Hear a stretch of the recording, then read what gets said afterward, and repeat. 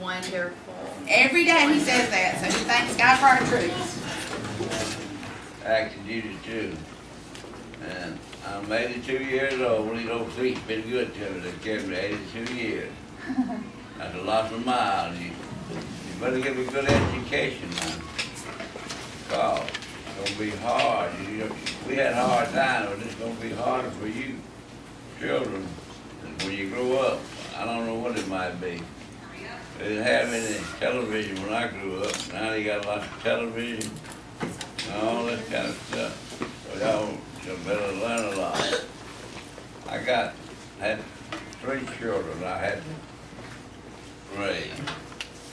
And they all did pretty good. I'm proud of them.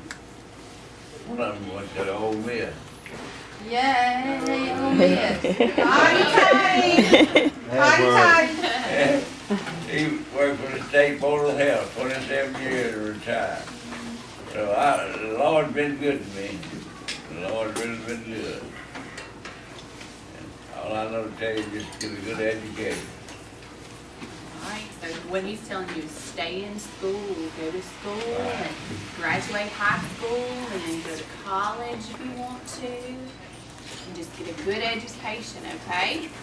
Now, I'm going to read a very special book to you. It's called Liberty's Journey. Liberty's Journey is going to be about, does anybody know what this picture is? Good job. It's the Statue of Liberty. You're correct. Okay, so we're going to read a little bit and see what Miss Lady Liberty does during this book. Upon a Salt Lake Island shore stands a lady sculpted door, a mighty beacon by the sea. She greets the tired, the poor, the free. But one day Lady Liberty wished that she could roam and see the people who had come and gone, the land they built their dreams upon. So early on the foggy morn, before the fairies' echoes horned, she stepped down from her sacred place and disappeared without a trace. Careful of the island trees, she pulled her gown up to her knees and waded across the still blue bay, her bold adventures underway. She tiptoed down dark, sleepy streets, past bakers selling breads and sweets. Through neighborhoods and alleyways, she zigzagged through the city's maze. Walking west against the sky, the lady cautiously stepped by a rusty map of railroad track, the sunrise blooming at her back. In search of amber waves of grain, she trekked beside a trudging train, through patchwork fields of green and brown, white cherry blossoms in her crown. She came upon a county fair. People paused to point and to stare. The Ferris wheel slowed to a stop. A little girl called from the top. "Hello, Miss Lady Liberty. My Nana waved to you from the sea. She came here on a crowded boat, with just her doll and tattered coat." The girl sent up her red balloon. "Come back this way again real soon." The copper giant's eyes grew bright. The gift wrapped around her finger tight. Back at home, distraught since dawn to find their lovely lady gone, New Yorkers searched both far and wide. Where could a woman that tall hide? Still the lady traveled on, not tired, sad, or weary gone, her joy renewed by distant places, filled with children's hopeful faces. Crowds grew bigger day by day, escorting her along the way. Ranchers cheered when she arrived behind a dusty cattle drive. Across the nighttime desert sand, the lady's torch glowed in her hand. While canyon creatures sang a tune, she nestled beneath her marble moon. News of Liberty's whereabouts filled New York with happy shouts. They put in place a clever plan, calling forth her every fan. Out west, the wayward Liberty stood beside a redwood tree, her destination now in sight. Warm waters spilling waves of white. People on the Golden Bridge watched her lumber down a ridge.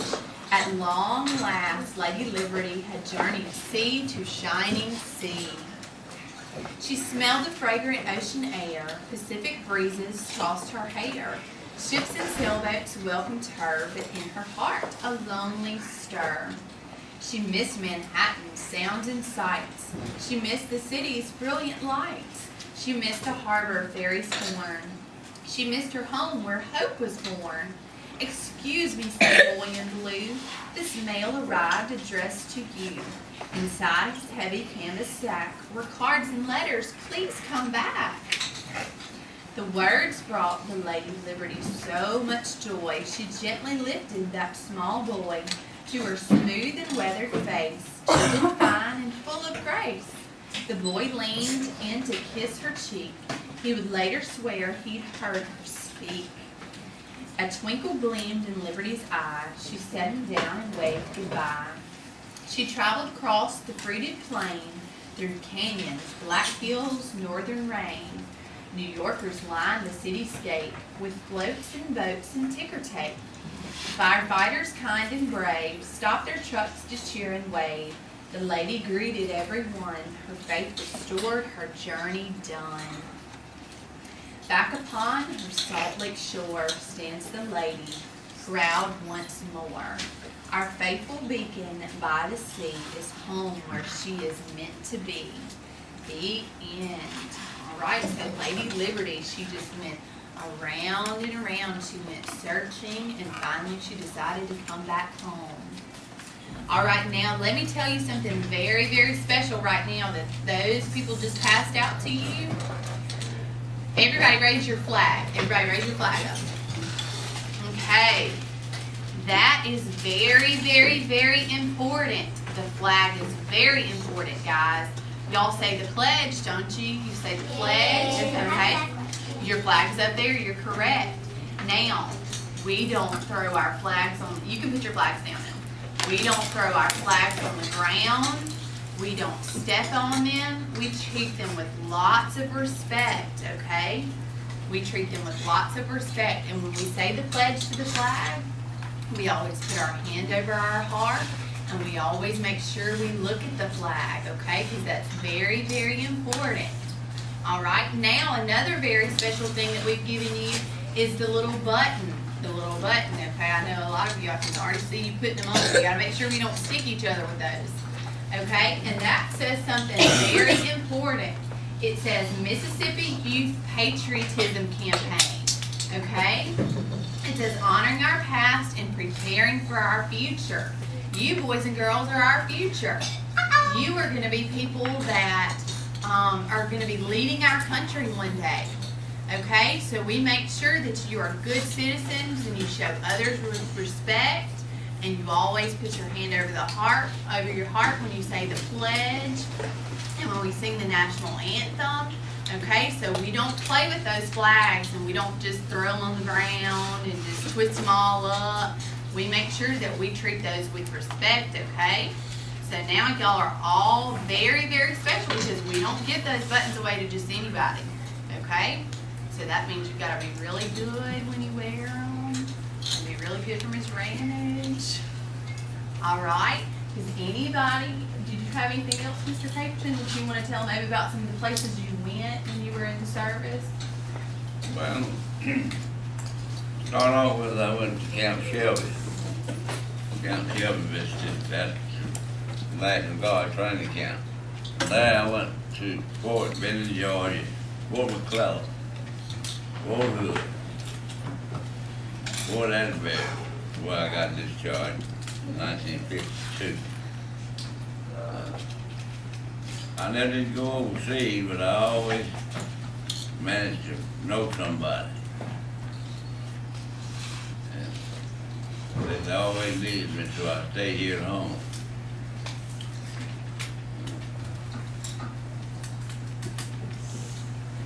Like I said, for 27 years all told.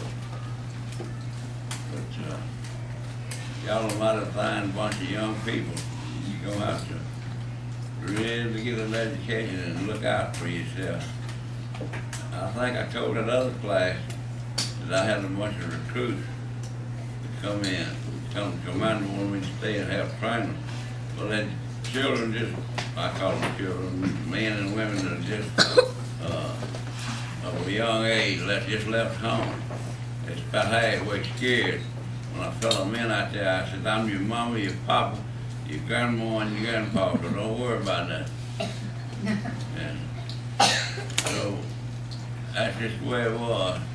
And when you leave home, you'll have to, you want to go into service, and that's the thing a lot of people do, is you have to be patriotic. Do it. And another thing, when Mr. Caperton started, there were no women in the military. Now, men and women are both in the military, right? So a lot of things have changed since he's been in. Okay, so y'all may know a mama or a sister or an aunt that maybe serves. So that's changed too. Lots of things changed. Lots of things have changed. All right. Well, we thank y'all. Y'all have been a wonderful audience. Y'all have been wonderful, okay? We can say thank you too. Thank you. All right, and we have some more special surprises back there for you when Miss Ramage gets ready. We're fixing to do right now. We're fixing to have them right now. So Miss Akamie back there, she made something very special for y'all. All right? So we hope you enjoy them, and we hope you enjoy your little prizes that we brought y'all today. Okay? All right. See y'all later. Thank you. Y'all tell them.